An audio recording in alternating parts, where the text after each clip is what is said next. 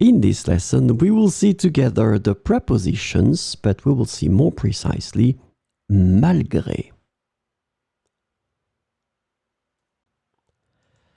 So, of course, the first thing that we need to see together is what is une préposition? Well, a preposition is an invariable word which brings two words together. The second word is called complement, and it allows to specify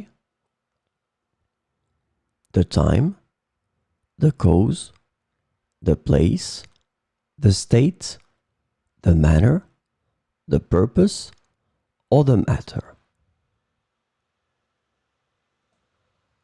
The second word can be another noun, a pronoun, an infinitive verb, or an adverb.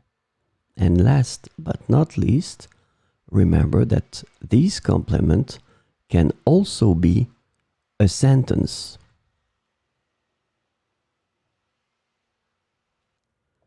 So, this lesson is about malgré.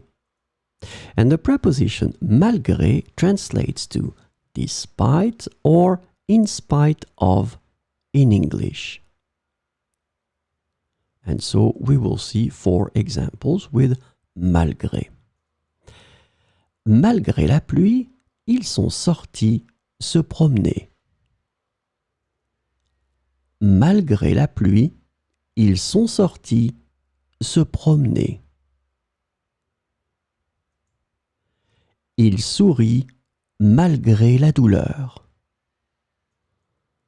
Il sourit malgré la douleur.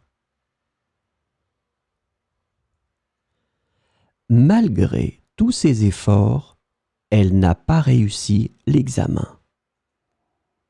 Malgré tous ses efforts, elle n'a pas réussi l'examen. Il reste optimiste malgré les difficultés. Il reste optimiste malgré les difficultés.